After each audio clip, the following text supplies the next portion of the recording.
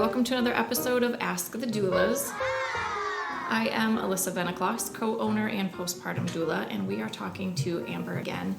We talked to them last time about their story of hiring a doula, and we learned that, after planning for a natural delivery and using the hypnobirthing techniques and going through that course together, you found out that you needed a C-section. So tell me when you found that out.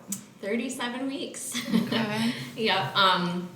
So I had midwives, and I had not had an ultrasound since 20 weeks. And, kind of feeling, we definitely thought he was in position. And then we were getting ready to go to Chicago for the weekend to our friend's cabin, and just had, a quick little visit with our midwives. And we did an ultrasound during that, which I thought was obviously going to be super routine and just a little quickie.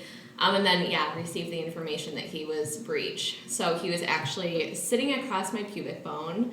It was shocking, to say the least. Like, I thought, all of the appointments that we had that, he was face down and ready to go. And that's just what I knew and what I was comfortable with. And I was like, it definitely took us for a little bit of a roller coaster, and I, was a little bit in shock when I found out. And then, as we were walking out, I just started, bawling in the parking garage because it just really hit me. In the hypnobirthing class, one of the things that you do to kind of release fear is to just write down, all of the things that, you're scared of. And the biggest thing that I was scared of was having a C-section, because I'd never had a surgery before. I was emotionally and relatively physically prepared at that point for a natural birth. I was 37 weeks. I'd done all of my classes. I had my doulas. I had my midwives. This is what was going to happen. And so it kind of flipped all of that upside down a little bit. It was a little difficult pill to swallow at first. So what happened at 37 weeks? You just said, okay, it is what it is, or what'd you do? Oh, no. No, not with my personality. At the ultrasound, my midwife definitely, she knew what we were doing. She knew that, we were preparing for a natural birth. She knew that we had, doulas, and she could, I think, just see it on my face that I was, relatively devastated, by the news. And, she was like, we have time. You have, 3 weeks to, try to flip them. This is totally possible. And so she did give me a little bit of, hope in it.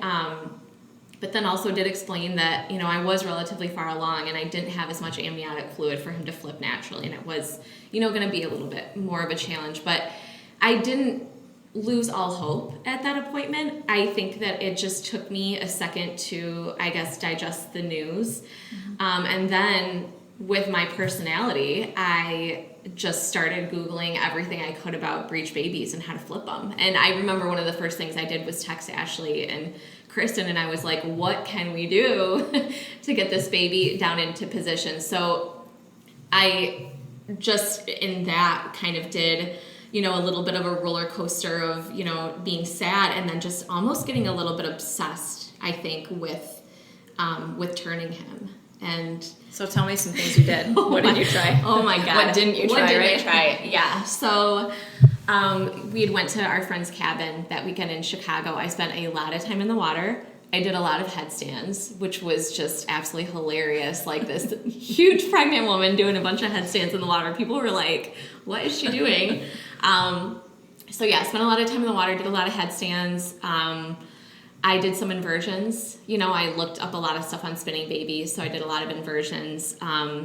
We did Moxie, a Moxie stick, burning it by my feet, which is, in Chinese medicine, that is supposed to help. I did acupuncture. I did chiropractic work.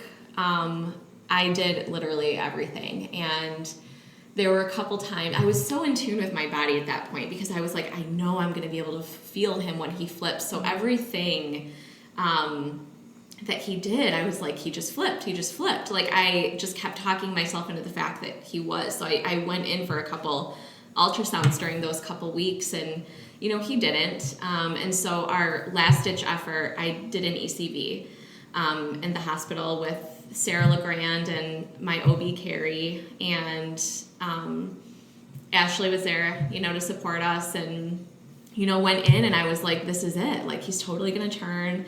They had a really good success rate in doing that. And oh my God, they tried for a good 15 minutes. And, you know, he would kind of get sideways and then he would just snap back up into position. And it just kind of got to a point where, you know, Carrie was like, I just don't think that this is going to happen today. And then there was just another huge letdown because it's like, I really put all my eggs in one basket for that. And that's just such a dangerous thing. Mm-hmm. So how far along were you when this happened? I was 39 weeks. Okay, so you knew like I have exhausted all possibilities. Yeah, that was it. That was it. And we waited so long because there's a good chance that you can go into labor after that. Your placenta can detach. You know, it's a pretty aggressive, you know, form of trying to flip them, but it's what I wanted. I was willing to do anything at that point because I just had such. In my mind, I had really gotten obsessed with the idea of laboring and laboring with my husband and just having that like really intimate experience together. And I think that was a really hard thing to let go of because, you know, while I know that C-sections are completely routine, like they happen all the time, it is not what I wanted. And how is this fair? Like so many people go into birth not doing any type of research about what kind of birth that they want or any education and end up having like successful births. And it's just like, how did this? You did all your homework. Yeah. So once again, I kind of got into a little bit of a funk. And I was like, at this point, my C-section was scheduled for the next week on his due date at 40 weeks. And I just knew, I'm like, the chances of him turning at this point, he's just not going to. You know, if he wasn't going to turn with two grown women wailing on him from the outside, like it's just not going to happen. And so I was sad, of course, and I allowed that. And I had this conversation with Kristen one night. I was just really emotional, and I very much wanted to bring my son into the world and be in a really good place with what was going to happen. And I just wasn't. You know, I really needed to do some work on myself emotionally to get in a good place to just accept what was going to be, you know. And I think that the whole situation was a huge learning experience for me because birth is really out of your hands at the end of the day. Like you can do whatever you can do to try to set yourself up to have the birth that you want to have, but the reality of it is like he's going to come the way that he's going to come, and there's nothing that I can do to control that. And so, you know, I was really sad one night, and I called Kristen, and we just had a really, really real conversation about me and where I was at with it. And I just got such amazing advice from her, and the fact that like this is still your birth story. You know, this is not a situation where you have lost all control. Like you still do have control over this, you know. It's still a birth, it's still what you want it to be. And so she really empowered me to kind of take the reins back a little bit, and think about what kind of experience we wanted to have in the OR. And I feel honestly like so blessed about the team that I did have. So because of Gold Coast, actually, like really early on when we brought you guys on, I was having second guesses about the practice that I was with, just because it was a really big practice, and I did want something so specific, and I didn't think that I was completely aligned with the OB that I originally had. She was absolutely wonderful, but she didn't. I don't think she really participated in a lot of natural births, and she didn't work with doulas a lot. So like that was just kind of something that I like had a gut feeling, and I was relatively far along at that point. I'm like, I don't really think I can like switch. And, you know, because of conversations that I had with Kristen, I did end up switching to advanced OB. And that was the best case scenario. I just like think about all of these like little pieces that kind of fell into place. And, you know, I had Breck and Sarah as my midwives, absolutely loved them.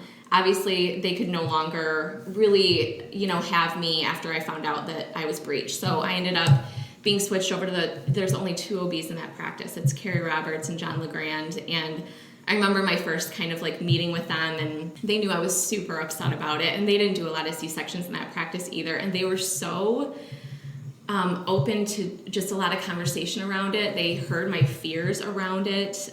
I felt so supported, already in the fact that, this isn't what I wanted, but they're going to make it as good as they possibly can for me. And so after that conversation with Kristen, I decided to write a birth plan that night. And I was like, what do we want? And so we created a playlist and had a playlist playing when he was born. He was born to like the most amazing, beautiful song ever that I still cry every time I hear it. We did immediate skin to skin. They did delayed cord clamping, like so many things that were on my original birth plan still happened. And I think another big thing that came out of that conversation with Kristen that night is I actually wrote a letter to Parker. And that was really cathartic for me because I just told him that I trust him and I trust that he was in this position for a reason and that we were still going to work together as a team and have, a successful, amazing birth. And yeah, I felt like I got a little bit of power back, I guess, during it. I think that's what people don't understand, especially with, so I think I have a tissue. I don't even know I'm crying. You're going to make me cry. The support of a doula throughout a C, even if it's a planned C-section, that you can it's still a birth. Yeah. It's still your story. Yeah. And you can still have a plan put together that makes it feel like your own. Yeah. And that you do have choices still. Yeah. I mean, I had the 2 OBs in the office there during my C-section, and Sarah LeGrand, my midwife, showed up too. She did not need to be there. And she took video of my entire birth. She took a lot of pictures. Like when I watch my birth video, even though it was a C-section, I cry every time. I feel so like emotional. And, it really like came full circle. Yeah. I was sad. I had to digest that. I had to allow that. I had to feel in my heart that I did as much as I could to have turned him, and I did. And I, was at peace with that. And then I was like, how do I want to show up in this? And I did. I did my emotional work. I did, what I felt I needed to do to be in a good place with it. And I could not have had a better experience. And I thank the doulas for that. I thank Ashley and Kristen so much. Ashley ended up giving me scripts of hypnobirthing for C-sections.